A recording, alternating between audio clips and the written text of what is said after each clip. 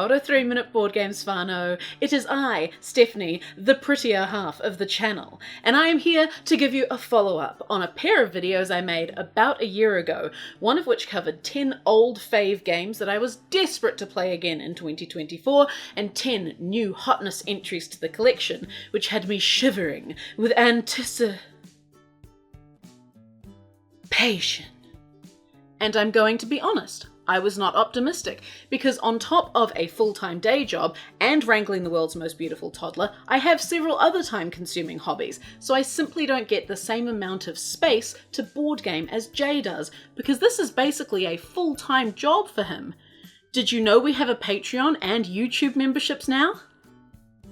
Anyway, with a little bit of calendar wrangling, and honestly a lot of work from Jay to remind me of an evening when the world's most beautiful toddler was in bed that, hey, we could play a board game now, we managed to knock a few off the list, and some additional surprises. How many exactly? Let's find out, going in alphabetical order, because it's just easier that way. Zex Nim. This quick and chaotic card-based game is a great option for filling a spare half hour or just breaking your friends' brains. The goal is to get rid of all the cards in your hand by adding them to piles in the centre of the table, built in ascending order. But if your card is the 6th placed on the pile, you take the 5 that were already there into your possession and score negative points, based on the number of bull's heads on the cards at the end of the round. There probably is a strategy to Zex Nim, but I prefer to go with my gut and enjoy the chaos. Arkham Horror LCG. Jay runs a weekly Arkham Horror campaign with some friends of ours, but when you're only running one campaign, you only get to play with one deck at a time, and Jay loves designing Arkham Horror decks. So out of the blue, he suggested that we could embark on a 2-player campaign. And as soon as he said, you can play Daisy Walker again, I said yes. Yes. Daisy is OP. Daisy is the one good Arkham Horror character. Fight me about it in the comments. Because the game is deck-based, it's really easy to set up on the dining table and play through a scenario or two on the evenings when Anne has had a good early bedtime and neither of us have any other plans. The flexibility and creativity of the campaigns is huge, and there's a lot of fun in figuring out what the specific twist of the scenario is. Are we clue hunting, bug stomping, or just trying to stay one step ahead of the many-tentacled big bad? You also get to build a fleshed out story and create a lot of moments around the different abilities and situations your deck creates. One of my favourite things about our campaign was having Daisy be in charge of revealing all hidden locations, so Witten could pop out and ransack it for artefacts before anything else happened. And then if there were greebles, Zoe would kill them. Art Society. Art Society is the first off the list of games I was desperate to try this year, and it did not disappoint. Art Society tickles many parts of my brain: set collection, jigsaw puzzles, and aesthetics. It's got lovely components and a great sense of humour, with all of the works being slight twists on well-known classics. But it's not enough to distract you from the aesthetic challenge, or planning your display and adapting to shifts when other people swipe the work you wanted from the market. Beer and bread. I really hate not to finish games, especially when Jay has gone to the effort of collecting together 2-player games that we can break out on free evenings. But we did not finish Beer and Bread. It was a bit of a slog. The cards simultaneously have too much information on them, resource, recipe, upgrade, and too little. Apparently there are 3 types of bread and I did not notice. The theme feels totally disconnected from the gameplay. Why are some loaves obviously pumpernickel but require no rye? Why does some beer only require 1 water? Who's storing water in a riverside barn, and why is it possible to run out of water when you're next to a river? If we're competing villagers, why do we farm the exact same fields? Why does placing an upgrade trigger the scoring, even though you don't score completed recipes until the end of the game? I always have a bad reaction to games which seem to go, here's another unnecessary mechanic, and Beer and Bread was trying to be Viticulture, Le Havre, and Century Golem Edition, all in one go, with none of the charm. Biblios. I am not going to say that I don't like Biblios, because I do. I just don't know what I'm doing when I'm playing Biblios. It's a quick setup and easy to teach, but I feel very much along for the ride. I cannot count cards, I have no idea what colour anyone else is collecting, I always have a lot of money left at the end, and I sit there with a bit of a bemused smile as the 3 other people at the table make knowing proclamations like, "Ah, that's who's collecting blue." If everyone else is having fun, sometimes that's enough. Castle combos. This is one Jay thought I would like, and as usual, he was correct. It's a very quick to teach and play game in which you assemble tableaus of characters from the upper and working classes, building combinations of tags, special abilities, and positions in a 3x3 grid to maximise your points. A solid, competitive puzzle. Century Golem Edition. Another from my games I want to play again list, and Century Golem Edition remains a firm favourite with its beautiful art, pleasing tokens, and cut and thrust engine building system. I just love feeling my brain slowly click into gear as I play. Unlike Biblios, where you need to be a good card counter to figure out who's doing what, Century Golem gives you a real chance to figure out what's at threat and how you might need to adapt your strategy in order to make the best purchases. It doesn't always help though. Daybreak. This one didn't make it onto my most anticipated list, and it really should have. This blockbuster co-op global climate change action game is brutally challenging, especially the first time you play it. It's a standout for the way each player is in a unique position and has to rely or support the others to have any chanced victory. The difficulty ramps up really well if you're feeling quite masochistic, and it presents a tangible solution to the crisis facing our planet and our species' survival. The answer is not, in fact, more capitalism. Elevenses. I saw this one in a shop, shout out Goblin Games in Karori, and decided it just looked neat in a light, small box, twee-themed kind of way. And it is all those things. Theoretically, you're a 1920s socialite competing to put together the best morning tea before 11 AM comes around, and that puts it squarely in the realm of other games like Obsession and Marrying Mr. Darcy in terms of opportunities for silly Downton Abbey accent jokes, but the theme isn't really critical, and the gameplay isn't complex. We played with 2, but it would be better with 3 or 4, much like morning tea. It's another good candidate for slotting in a few rounds while you're waiting for the pizza to be delivered. Fallout Shelter. Fallout Shelter is pleasant, very pleasant even, but not a game that grabbed me by the lapels and said, "Play me again immediately." And that's fine. I have 680 hours logged on Fallout 4 on Steam. I loved the series and cannot wait for the second season. I even played the original Fallout Shelter app a bunch. I remember when E3 announcements were exciting and tangible. I'm so old. It initially feels like there's a lot going on, but it all clicks into place once you get underway. It doesn't do anything tremendously innovative with its mechanics, and the IP is going to be what gets people excited. But I'm not one of them. For me, Fallout is about people and their stories, and that's why the Amazon series was so great, and why Fallout Shelter is not a board game I'm really rushing to play again. Genius Star. Squeaking in just before Christmas, this is one I saw at the games shop in Hastings where we took a brief family vacation and insisted on getting. On first appearance, it's a basic geometric puzzle in which you and another person race to place the wooden shapes perfectly into your own star-shaped board.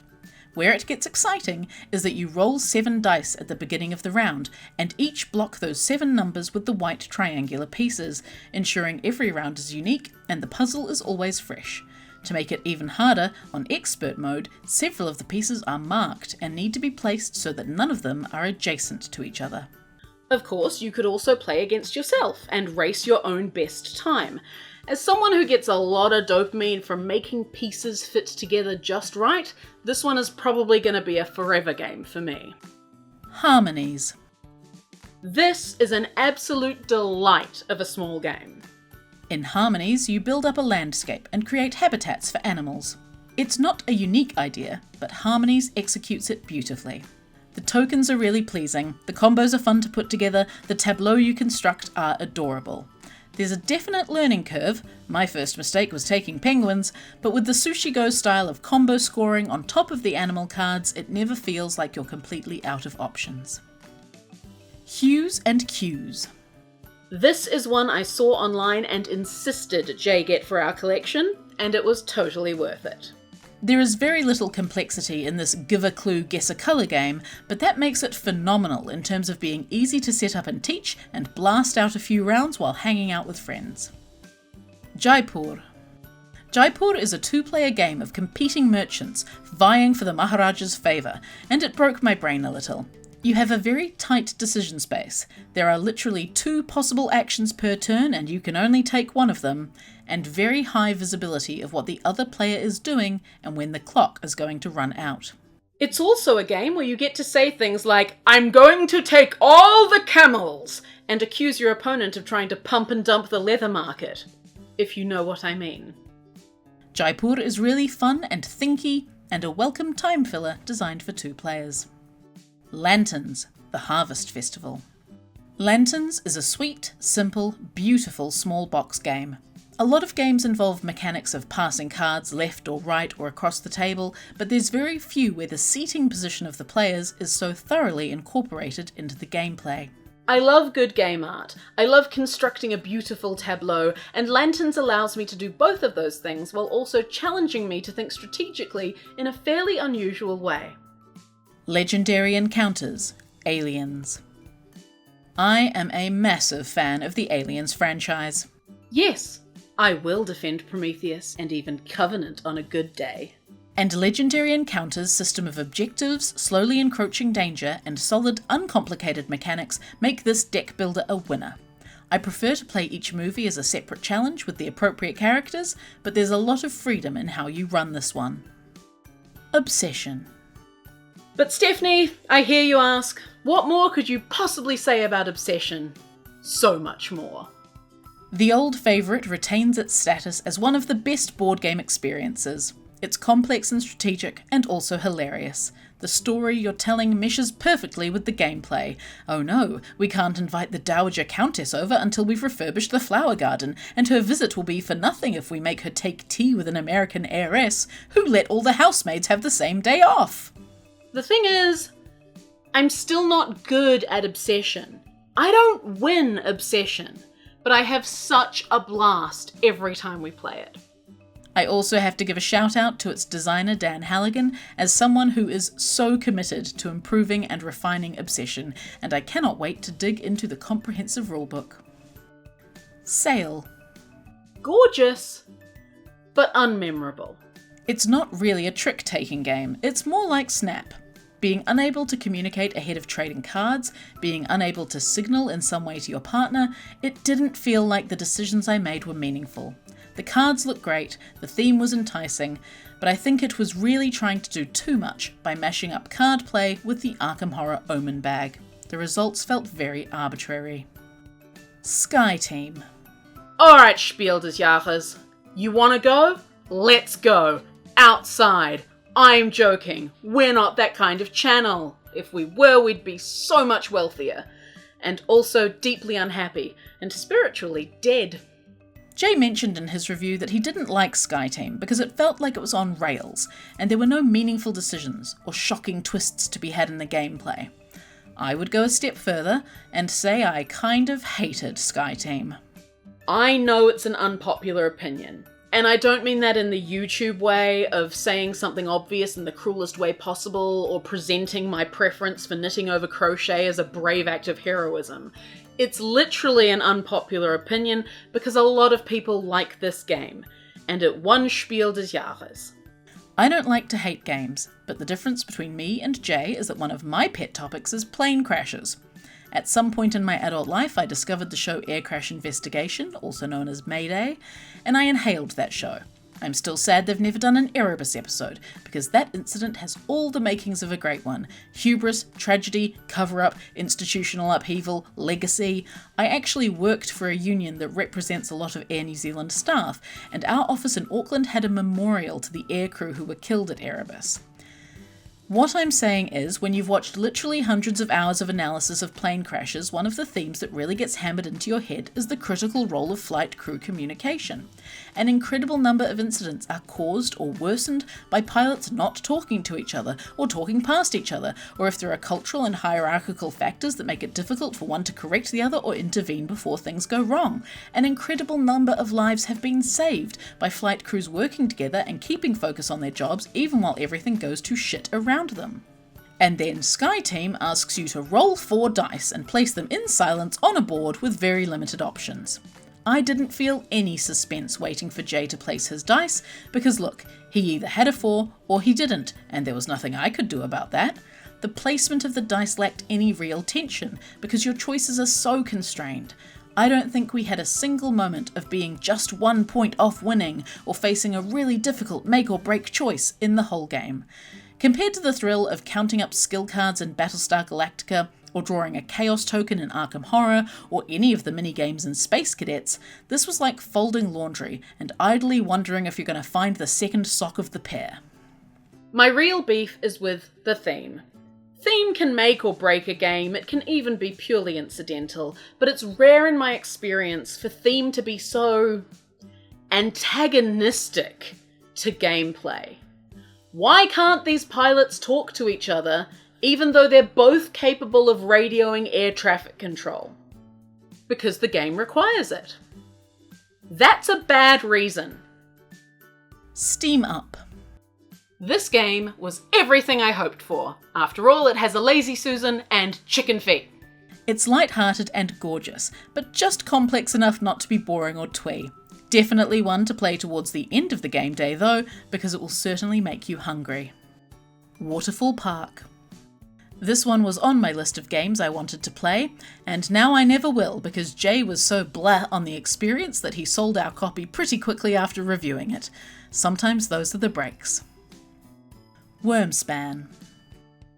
Earlier in the year, I saw someone online, you know who you are, ask who Wyrmspan is for. For surely, seasoned Wingspan players will tire of it quickly. Enter me, the only human being who hasn't played Wingspan. I am who Wyrmspan is for. Also, dragon girls exist. And HBO should have understood that. Maybe they wouldn't have screwed up the ending of Game of Thrones so badly. Like its predecessor, it is visually stunning, and you can derive a lot of pleasure just from having it out on the table. In terms of gameplay, even as a beginner there are a lot of options and clear strategic paths to take, but it improves hugely on subsequent plays once you get a feel for the rhythm and pace of the turns. Conclusion.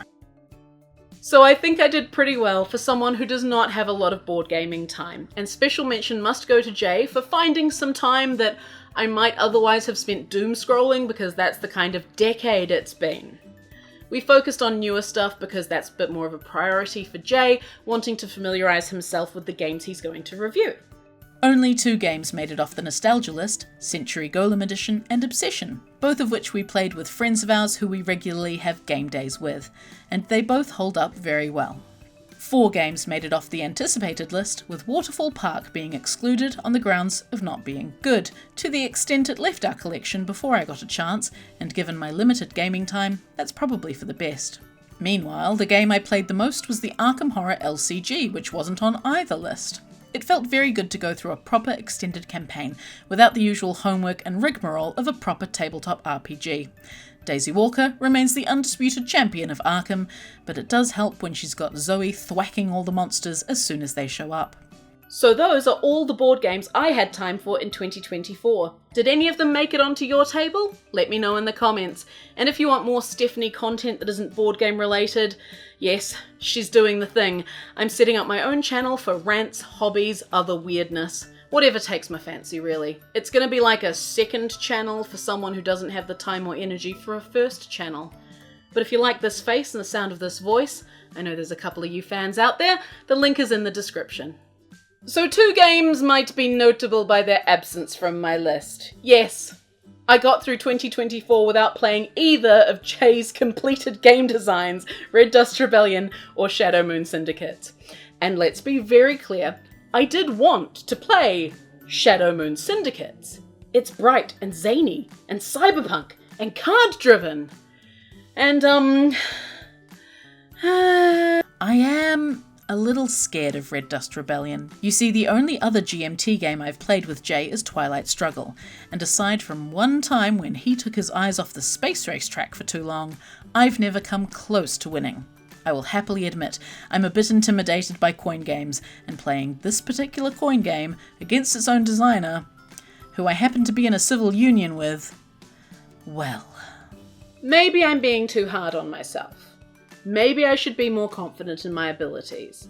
Maybe I need a little push. A little bribery. You know how the algorithm game goes. If you enjoyed the video, hit the like button. If you enjoy board game content, subscribe to the channel. And we do now have YouTube memberships enabled. So my promise to you is, when we reach 100 members, I will play and review Red Dust Rebellion. Ka kite ano.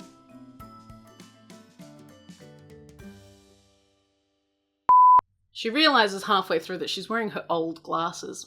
Lahav, lahav, lahav, lahav, lahav, lahav, lahav, la la la lahav. Nice one. But that's going to be natural when you run a YouTube channel reviewing board games. Say that again. Art Society.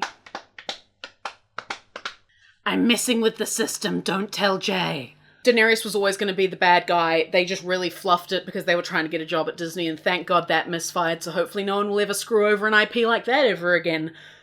Woo! Art Society. But also deeply unhappy and spiritually undead. Spiritually undead.